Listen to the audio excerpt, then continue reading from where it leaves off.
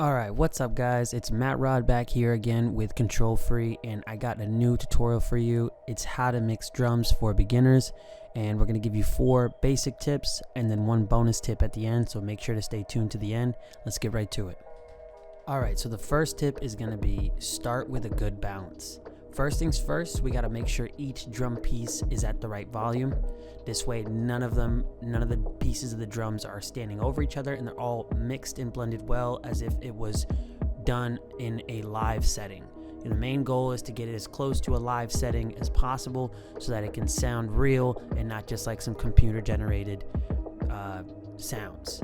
And so we just got to listen to each drum and adjust the volume so they all sound good together. Let's get to it. Alright, so we're in our DAW now. So what we're going to do first is listen to the loop. I have my loop here.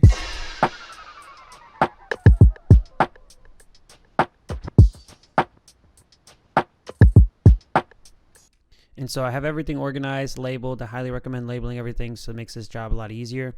And so what we're going to do now is we're going to go through each track and hear and sound and put them in the same volume range that they're supposed to be in so that it all sits better in the mix. So first things first, I hear this perk coming in a little too high. So what I'm going to do is I'm just going to solo it and lower the volume to where I think it's right. And then I'm going to listen to it back through off solo in correspondence to the whole mix. See, now that's sitting better. Now we have another issue and this happens often when you fix one volume range of one part of the mix or one part of the loop. You're going to find that other pieces start standing out more and reveal the errors for themselves once you start doing that. And then you can just continuously go back to back each track. Solo, check the mix, fix it. Or solo, check the volume, fix the mix, and then hear it back in the entire mix. And there's another sound right here. Now that crash is too loud. So let's solo the crash.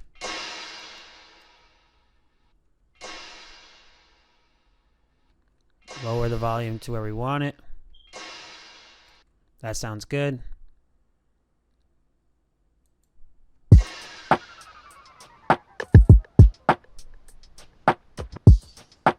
And that's pretty much it. So basically what you're doing the whole time is just going through each track and hearing it solo, lower it however much you think is right and however much it should sit in the mix. I mean, granted, everything's with a grain of salt because sometimes maybe you want your crash to be the loudest part so that it really enters into the mix, or you want it to sit a little bit better in the mix so you lower it. It's all with taste, but for the most part, this is how you check the volumes and the levels of each part of your drum mix, and any mix to be at that. All right, on to the next tip. All right, so the next tip will be tip number 2, EQ each drum or equalization. Use an EQ to make each drum sound clearer is going to give a better sound at the end of the mix. For example, if you want to make a kick drum sound deep by boosting the low frequencies, you can do that. Or if you want to make the snare drum sound crisp, you can boost the mid to high frequencies, and we're going to show you some of that right here. All right, so we're back in the DAW again, and so basically what we're going to be doing here is EQing certain parts to make them stand out or blend better. I'm going to go ahead and Control F and grab myself an EQ 8. There might already be one on here. Yep, there already is. And just take one out. And so what we're going to do here is we're going to try to pull out certain parts of the mix. So basically what I'm going to pull out first is the kick, because everybody loves a good kick. And to note, drums are usually on the mid to lower side frequency range. So 1K and below is where a lot of the sounds are going to be. We can literally look at it right here. Here, let me just pull that up for you. See, all the range is right here underneath 1K all the way down to around 0. I mean around 19 hertz. Anything below 20 and 19 is probably going to be garbage sound that you don't really need, but I don't really like to roll off any low end when it comes to drum mixing because you might be taking out some important information from the mix.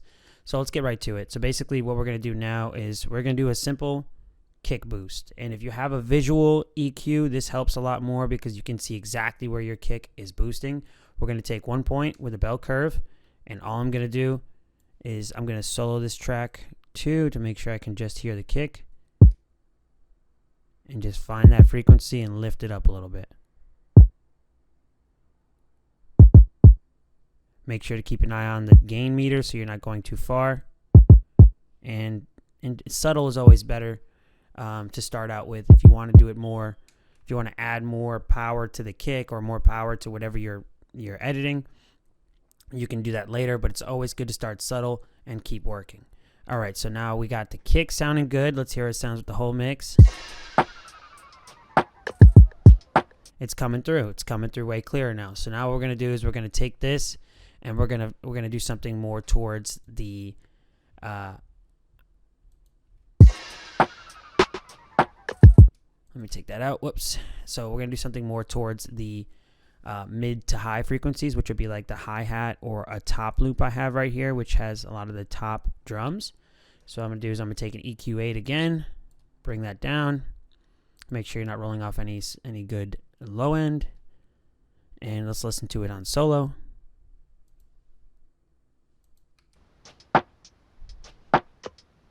So here you can hear that the loop already came with static put onto it. So we can take the static off.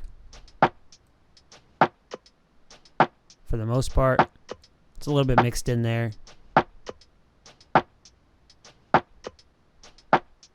Roll off some of the static. That's fine. The static adds texture to it, and having some of it will make the beat sound a little more interesting. So let's get right to the mixing part. As you can see right here, it's coming in more towards the 1K frequency. There's not much on the high end, so what we can do with the high end is we can definitely roll off the very, very high end of the 10K hertz to make sure that there's no unwanted frequencies in there. Turn the Q up so it's a hard bend, and just take that out of there by rolling off the top. All right, now we got what we want. And so you can see right here, the 1K frequency is where a lot of that snare and that hit is hitting. So if we want to boost that a little bit,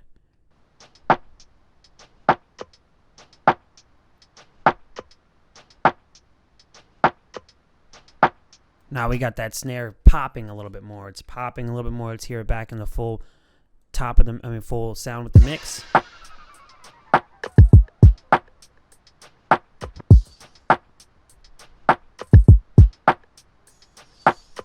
So now you're getting boosts in there and you're getting some good sounds. You cut off some bad sounds, and that's pretty much what you're going to want to do throughout the entire, for every single one of the tracks. I'm going to keep it short and just do a couple so we can keep the video moving.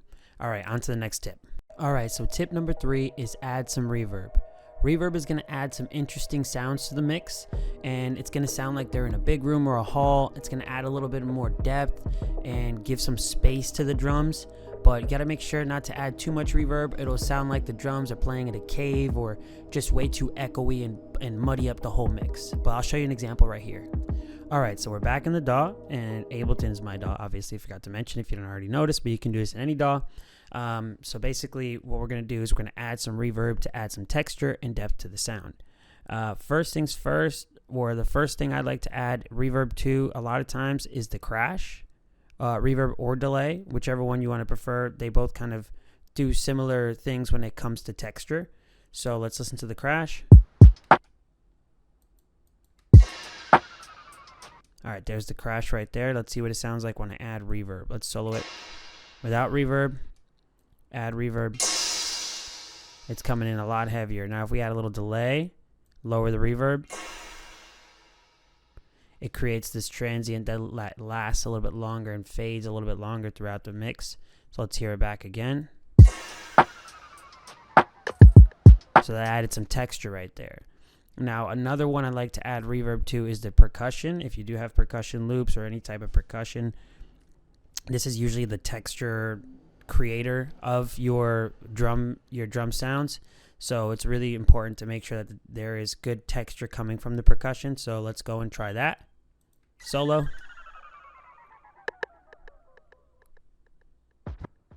That's without it. Now let's add some reverb.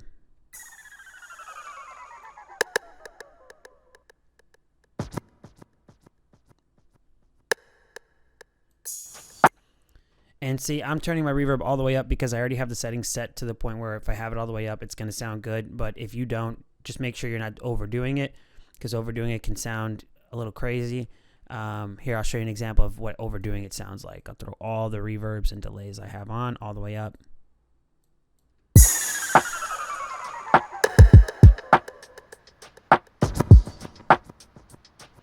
See, now it's completely taken over the mix and it doesn't sound good at all. So let's go back to what we had before. Whoops.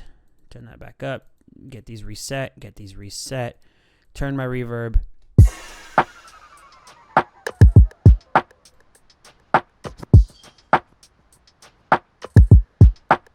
Let's lower it a little bit more.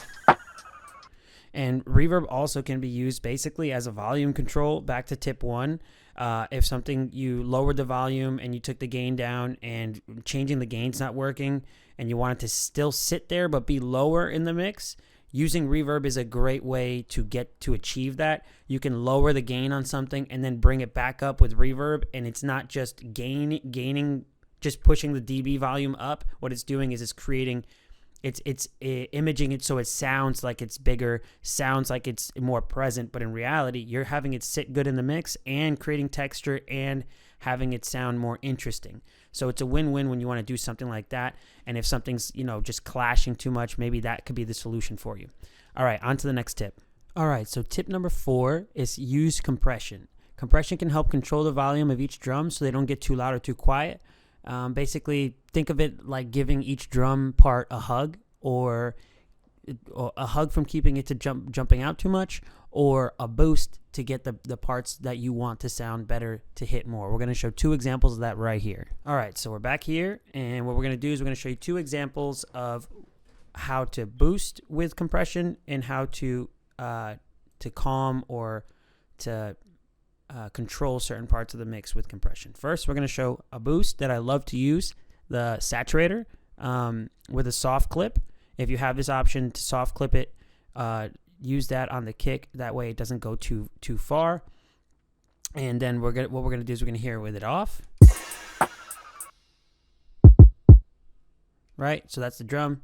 Now let's hear with it on by throwing a little drive. What this is going to do is it's going to boost the low end. It's going to add more texture, more flavor to the kick, and be careful not to overdo this too much. If you do, mess with the dry wet signal so that you can, mix it in a little bit better. But if you do it too much, it can overtake the entire mix. And so this is what we're going to hear. Let's hear it with the saturator on.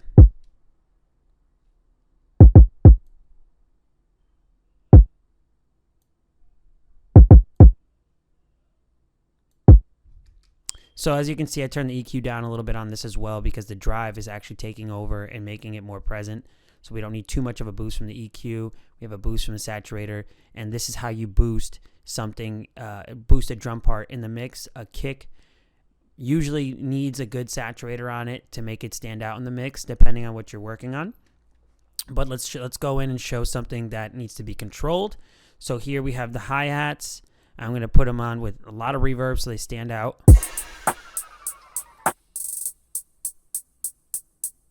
And so what I have here is a de-esser or any type of top peak control for the compression so that when it gets too high, it's going to lower the volume down a little bit and while still saving some of the transients. So let's go and mess with this right now.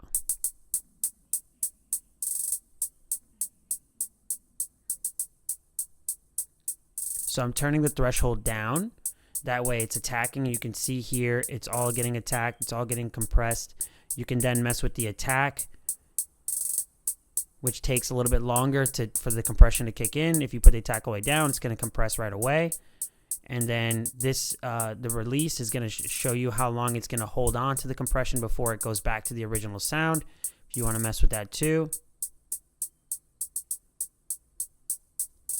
See, now it's too sporadic. I think it was better when we had a longer release.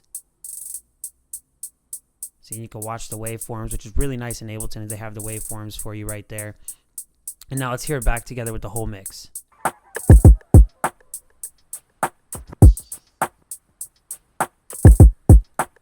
Now I think the saturated is a little too high, so let's turn the drive back down.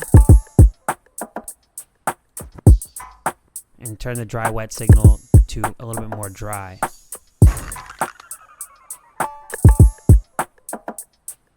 So now the kick is cutting more and it's sitting better in the mix. The hi-hats are being controlled, and you can go in and do this with each and every part of the drum mix that is being included in your mix. And some of them may need it, some of them may not need it at all. Sometimes you just get a good sample and it's just good to go, and you can just throw it right in and keep it going. But it's all to taste. Like I said, do what sounds good. Always do what sounds good. All right. And now you made it to the end of the video. It's on to the bonus tip. All right, so you made it to the end of the video. I want to thank you so much for making it this far, and I'm going to give you guys the bonus tip. I just want to say, if you can and you did enjoy this video, like, comment, and subscribe. Tell me what you didn't like. Tell me what you did like. Tell me what I need to improve on. Tell me what it helped you improve. Just let me know whatever your thoughts are down below in the comments, and I'll be sure to respond to you, especially if you have any questions. All right, on to the bonus tip. All right, the bonus tip is to pan the drums. Panning is moving the sound left and right in your headphones or your speakers to create a better texture and more interesting sound out of your entire mix. If you pan the drums like they're on a real drum set, then it's going to sound more realistic and more like an actual live performance, which is the goal, instead of making it sound computer generated. For example, the hi-hats might go a little to the right and the toms might go a little to the left, and the kick might be a little more centered. It's all with taste, but in reality, if you do know how a regular drum set works, or where everything comes to when you're sitting in the middle of it or sitting in front of it, it's going to help a lot more. But just panning in general is just going to create for a better sound. And I'll show you an example right here. All right, so we're here, and basically what I'm going to do is I'm just going to show you guys what it sounds like when I pan certain things in a certain way to make it more interesting in the sound. So let's hear it with everything on mono.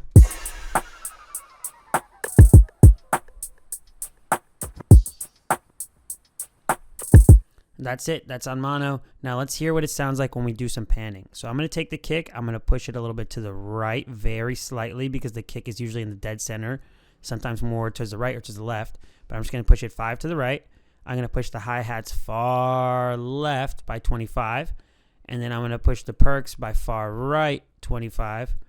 And then the top loop, I'm going to push it to the left. What I like to do is just alternate. If you don't know what to do, just alternate right, left, and it'll create something interesting. But since the hi-hat and the top loop are pretty much the same area, I'm just going to do it half the amount of the hi-hats for about like 11 to 10 left sound. The crash you can keep towards the middle, but I'm going to pan it just a little bit to the right.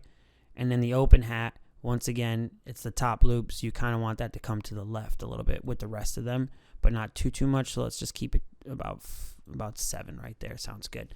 Now let's hear it all together.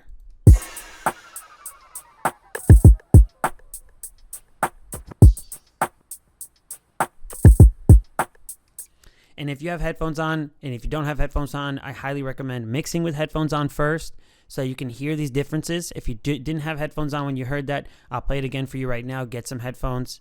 1, 2, 3, and listen to it back.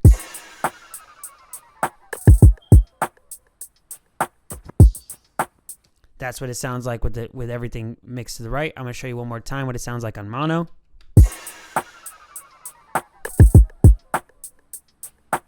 And now back to the stereo where everything's panned left and right.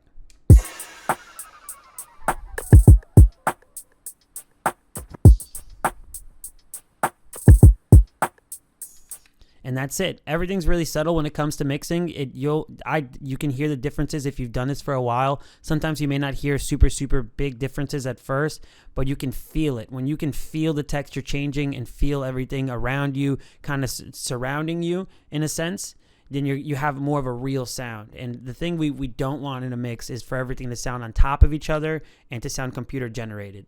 Because we are making this on a computer, but these are all real samples that you can pull from. You can even get live instrument samples to make it sound even realer, which I highly recommend, which can be a little more difficult to mix because you're not the one there recording it. But at the end of the day, this is what makes a good mix. The beginning parts of what makes a good mix on drums, and this should get you guys set off and making some really cool drum patterns after this. If you want another drum tutorial, feel free to let me know in the comments below. Feel free to like and subscribe if you haven't already. I want to thank you all for coming. Have a good rest of your day.